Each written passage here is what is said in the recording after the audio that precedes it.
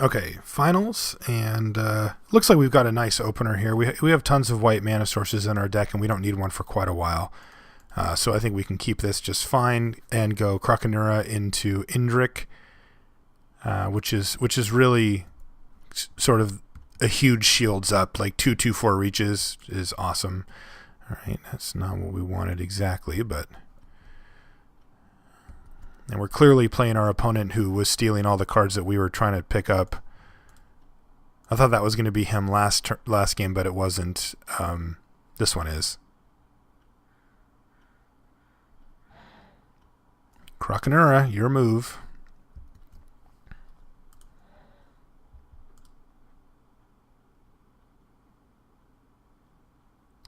Krasis, you're not going to be happy when you see what what your poor Drakewing Krasis is facing down this game.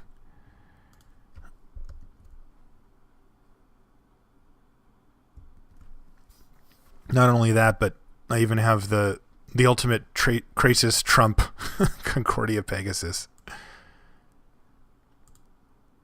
Alright, we can play a couple of cards this turn. I don't know that I want to play too much into his infinite untapped mana here. But I feel like I can just attack with both.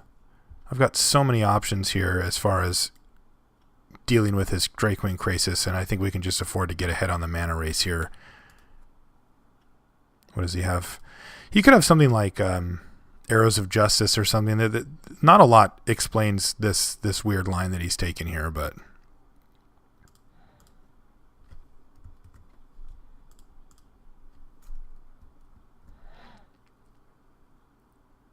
Yeah, he's got way too much mana to have done nothing here.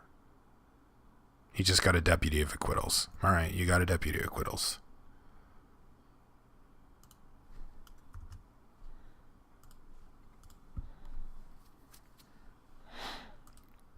And he does nothing yet again, with 5 full mana available. What is going on here? Can't play Boros Charm and Unflinching Courage this turn, and I really don't feel a need to play anything.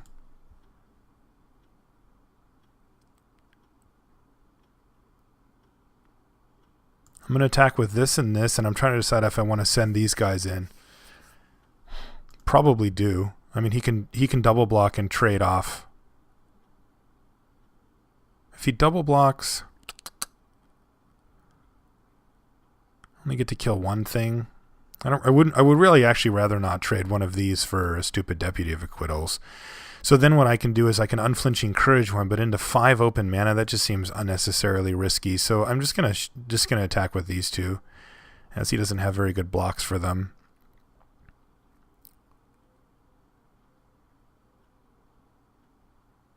My plan right now is just to ship the turn back and play Eyes in the Skies. The reason why I'm being conservative here, because remember, I've got Boros Charm, I've got things I can do, is because he's got 5 cards in hand in like all colors of mana. I don't think he's in black. And he just refuses to do anything. So I'm just going to take the most conservative line that I can for him doing nothing. I guess he could be setting up for a Wrath effect here. In which case, I'm kind of screwed, but I generally don't play around those too much until I see. All right, now I'm pretty sure he's got one, unless he plays Smite or something here. All right, good. Do something, for the love of God. Turn and burn. So he's going to turn my guy into that thing and then do that. Making them indestructible saves them, but isn't really what I want to be doing here. My Krakenura has a +1/+1 counter, so it's going to kill his Drakewing Krasis anyway. And yeah, I'm fine. Just running out Garg Daddy here and then making him show me something. He could play a card like... what are the cards I'm scared of here? Scared probably isn't the right word, but concerned about. Not really sure. Let's just attack. I've got Boros Charm now, and if he wants to play a Wrath effect, I'm just going to Boros Charm him now.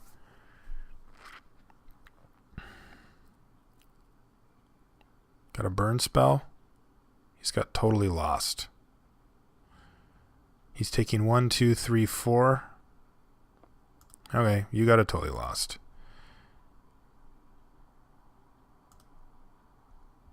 He's essentially at 1 here. Go ahead.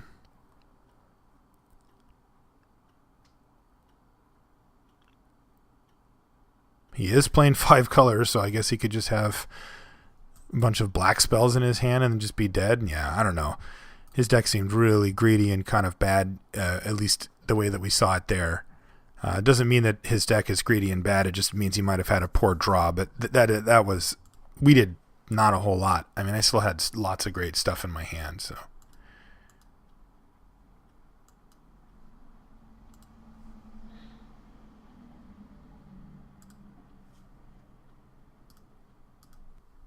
Okay. This is a keep. We need green mana, but we have tons of green mana sources in the deck, and we even have an early play here with the Boros Mastiff, and we're on the draw, so I am going to keep it. If we hit a green mana source, I like this hand quite a bit. Otherwise, I mean, it's got 3 lands, a couple of spells we can play, and it's not too bad. And hey, right off the top there, I think we still just go Steam Vents, because that leaves us the option to play Boros Mastiff or Zerta Druid as we see fit and not take any damage.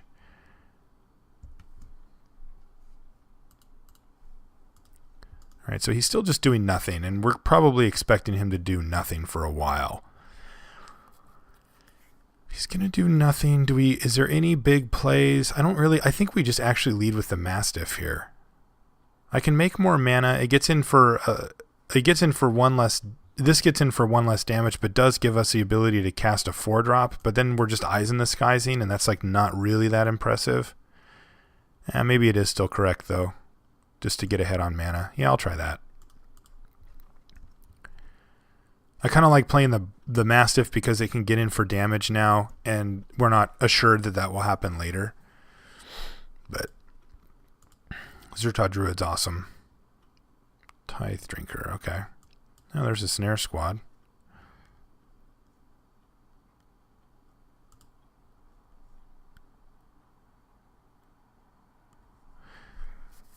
I think what I want to do here, so I need to use up the white mana. I've got 3 white spells in hand, and I need to start going through that mana because I want to, actually I've got another one. So yeah, I've got a whole bunch of white spells in hand and only 1 playing. So I need to drop 1 per turn for the foreseeable future.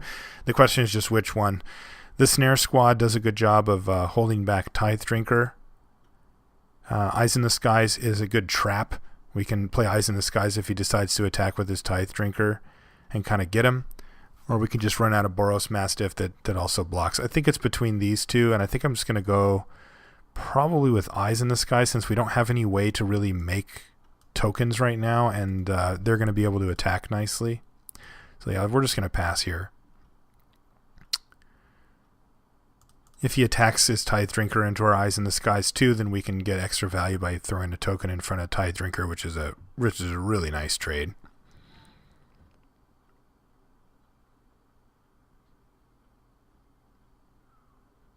Krasis. All right. I don't think he's going to attack though.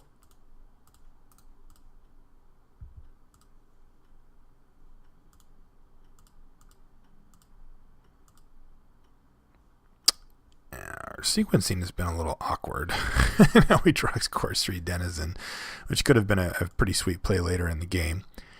As the board sits, pretty okay with just running out Snare Squad and attacking with a bird. Maybe I just want Court Street Denizen actually, because then I can go Snare Squad, Boros Mastiff. Yeah, that seems pretty good. So let's send a bird. I'm going to leave one back to block Drakewing Krasis. It should just keep it at bay.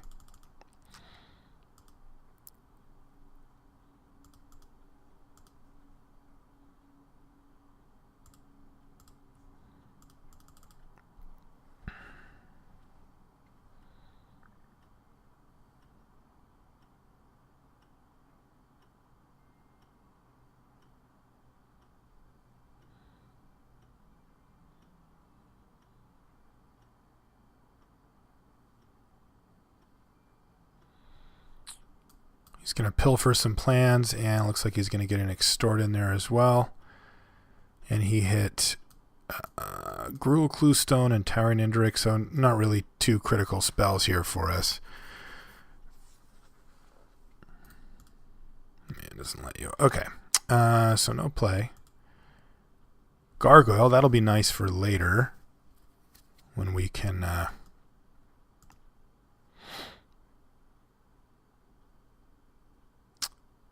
fit it into the curve. So I'm still just looking to use up my mana here, so I think I'm just going to go with a Snare Squad.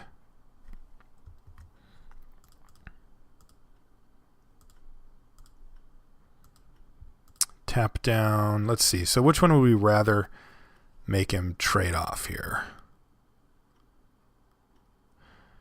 Probably more concerned about the Tithe Drinker long term than the Drakewing Krasis. Yeah, it's more powerful, but we're clearly the aggressor in the matchup. And so let's be the aggressor. I don't think he wants to trade. No, he doesn't. Okay, go ahead. Really would like a second white source here just to be able to have Boros Charm around or to play a couple of things in one turn, but yeah. Unfortunately, our Unflinching Courage isn't very good versus him. We'd probably rather prefer that that's just a creature in this particular matchup because I'm assuming he has a fair bit of removal. He's got a ton of colors. We know that his spell quality is going to be very high. And yeah, so it would be nice to be able to have a creature instead of playing into his gate plan. So let's see if we see a Reign of Gatekeepers. Yeah, there's the first one. So that's going to potentially halt the ground, but we still have the Boros Mastiff we can play.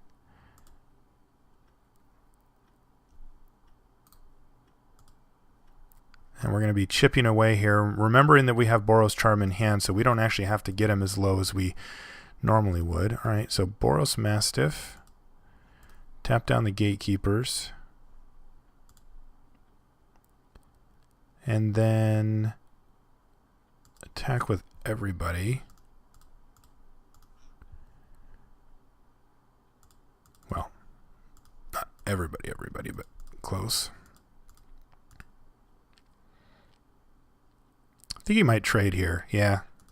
That actually works out really well for us, though, because we didn't have any more white creatures, so that was kind of our last hurrah with our Court Street Denizen. So it actually worked out perfectly. I think we got close to maximum value there.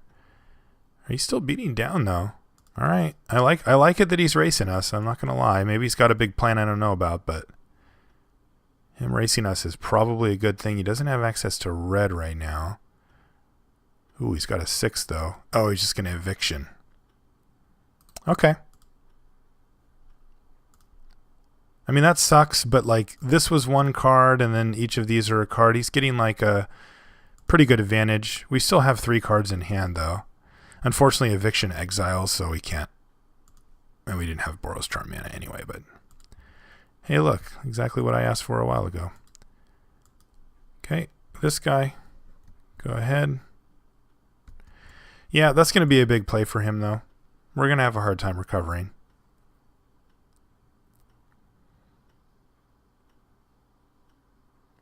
That's pretty ideal for him to have cast here. Oh, no, actually, that sucks. All right, well, we got a good draw, though. But let's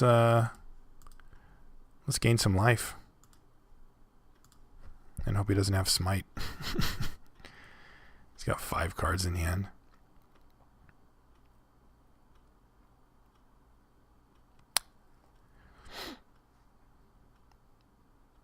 Looks like he's going to take it. All right, so that's really good news for us. He's playing around some random Blood Rush spell. It's also bad news in the sense that he probably has like a Totally Lost or something that he wants to play here.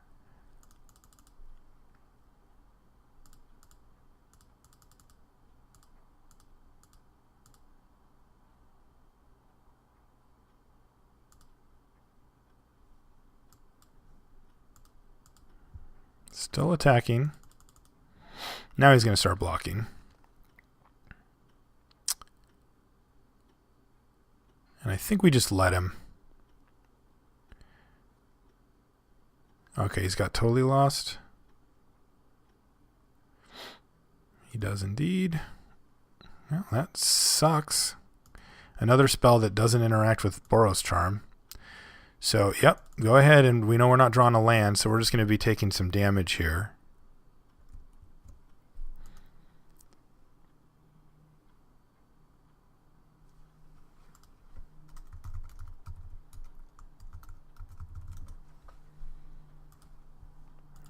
Yeah, that's a pretty good clock you've got there, sir.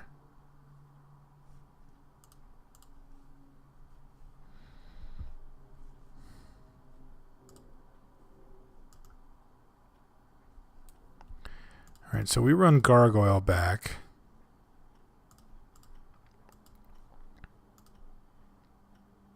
We're not dead, right? This is 4, 5, 6, 7, 8, 9. Yeah, we're not dead.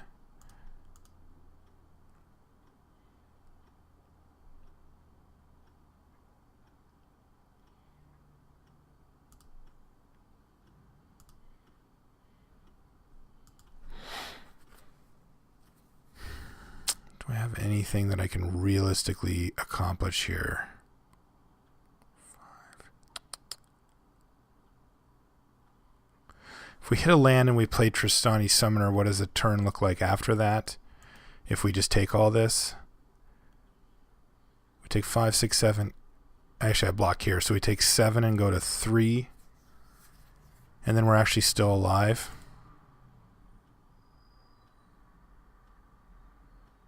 I can block here and give my guy double strike. They would trade.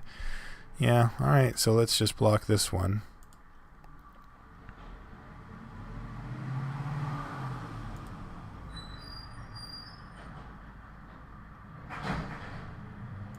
Land? Alright, let's see if this resolves.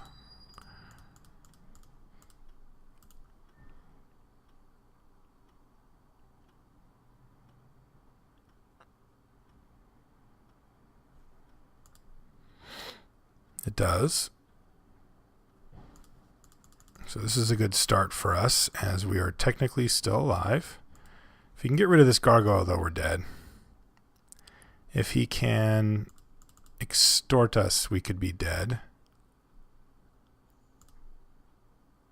Alright, so block here, go to 2.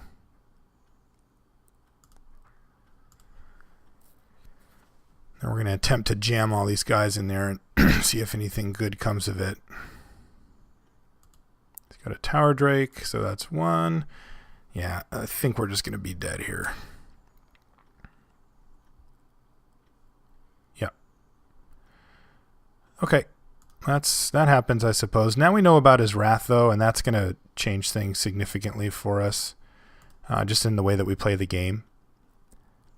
Again, super bummer that the Wrath we have doesn't work, or the answer we have doesn't work against it. But that game was closer than it looked from his perspective, I think, because he knew he had the Wrath, so he was able to play in such a way to kind of set it up. But he was actually pretty close to being dead. The 1/5 flying's a problem, though. I didn't see anything great for this. All right, yes, I would love to play first. Thank you. Not a great hand, but a good hand. Doesn't do him a lot early, but we've got a lot of draw steps here, and certainly has some of our more powerful spells in it, so I think we can keep it. All of our colors, of course, as well, which is really important. We don't have a lot of bad draws here. Lands are kind of unexciting, but still get us to where we want to go. That's a good draw. Let's see what he plays here. He's got Crosstown Courier. Okay. Well, we've got the perfect answer to a Crosstown Courier.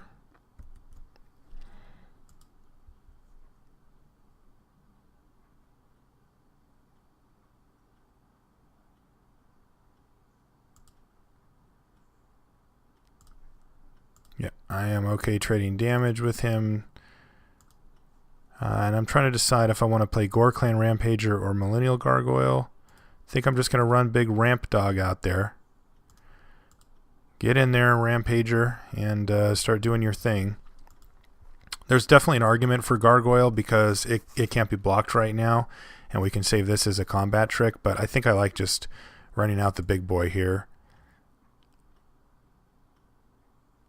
I'll play Gatekeepers. That's a dagger. Mastiff. Alright, so if I attack with this and I trade it for this, I need to get it to enough mana where I can actually resolve Tristani's Judgment. And so far we're not really even in that ballpark, so for now I'm stuck with just attacking here. Yeah, given what he played, I certainly would rather have the Gargoyle out here, but did make him do something along those lines. Something with 4 toughness and 2 power is essentially exactly what he needs. If it's 3 toughness and 2 power, then it's still a 2-for-1. So, pretty annoying. Nav Squad Commandos. Okay. Okay, there's Boros Charm. Another interesting tool here, but let's just keep attacking. And then I think it is time to Slime Molding here for 3. I don't want to just play the Boros Mastiff.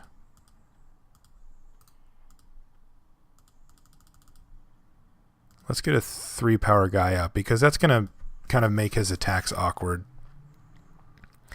And if we ever hit any lands, it'll make our Tristani's Judgment sweet. I was hoping to kind of Crackling Perimeter, but he taps his gates before he has to. Okay. Alright, so I guess we're kind of racing. Alright, there's a land. So that was a really good land draw for us there as we're climbing the ladder to victory slowly here. Don't have attacks. I don't have proper attacks here. So I think this turn is just going to be Boros Mastiff, and we'll have Boros Charm up as well. But let me attacking here. Perimeter race. At this point, it's really hard to put him on Merciless Eviction, as he's ran out a bunch of non-value creatures, and here's another one. He's also on 1 card in hand, so okay. So land? Okay, now we're talking business. I think I can attack with this, this, and this, because the 3/3 is just going to get blocked by this immediately. But the 4/4, he's going to have to throw something else in front of it. And I can then exile this guy. Yeah, this seems pretty good if it resolves.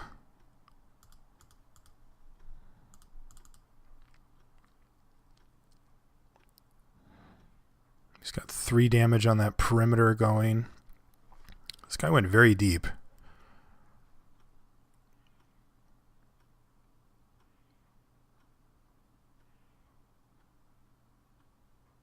Alright, he's just going to throw Doorkeeper in front. And I am going to go ahead and Judgment the Doorkeeper, I think. Actually, wait, do I even want to do that? So if I do it, he will take 4, 5, 6, 7, 8, 9, 10, 11. So I can get him to 1. Getting him to 1 doesn't really get me anywhere. Yeah, I'm just going to let him throw that guy away if that's what he wants to do. Go ahead. And then on end step, or in his turn, I'm gonna Tristani's Judgment his Nav Squad Commandos and make another Ooze token, and then hopefully we'll have lethal then. He's got 4 gates up, so yeah, he's got pretty good clock with that perimeter, but the downside to a card like this, of course, is that it doesn't attack or block, and he really needs attackers and blockers at this very moment. Now, if he draws his Merciless Eviction, or just dead, I mean, he just wins. He clearly doesn't have it in his hand. Abrupt Decay. Alright, well, he's kind of forcing my hand here.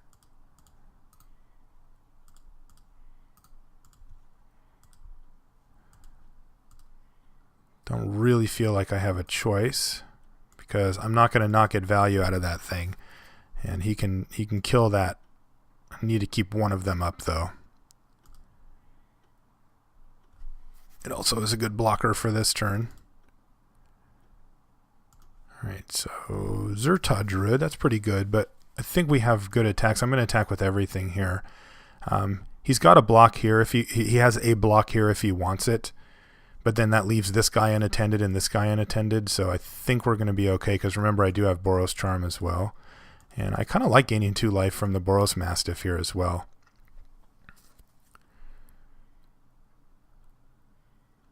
All right, so he's going to gain 2 life off of this, and he's going to double block these, but he's taking 3, 4, 5, 6. So he's going to be at 6 here. So yeah, we're very, very close now.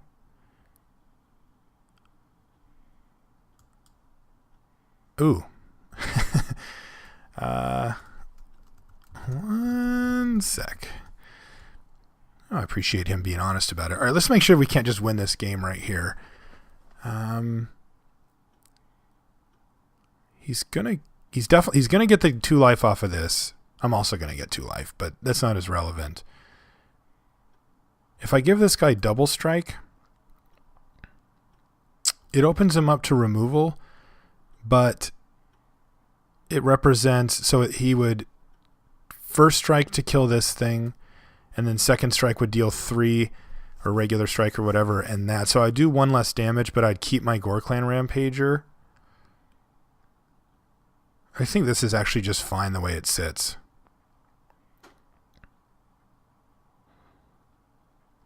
Yeah, I think this is just fine. Hope I ordered that right. I did not order that right. All right, well, that's awkward. I let him keep his big guy for some reason. It shouldn't matter too much, but I'm not happy about it. I just did too much thinking about the whether to play Boros Charm and not that. Okay, so this is important because it's something that he can't deal with. Yeah, he just got to kind of move in here. I could have kept it back. Maybe I should have.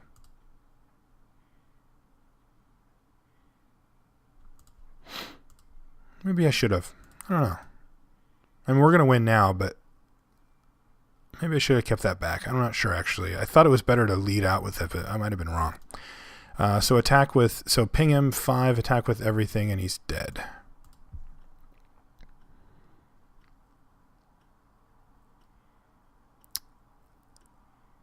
His deck is interesting. I mean, this set forces you into an awkward situation because he clearly prioritized gates. He took a lot of gates very highly, but look at his card quality. It's not that great. Abrupt Decay Suite, Tide-Drinker Suite, but Crosstown Courier, Doorkeeper, those aren't that good. You know, Jillian Sphinx fine, but it's not exactly a bomb at 5 mana either. You know, so it puts you in an awkward position.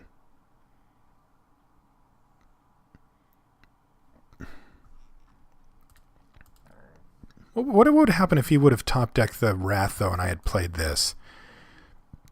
I would have been begging for a land to hit Summoner. Yeah, I think actually it's fine to play it. Summoner's almost impossible to deal with.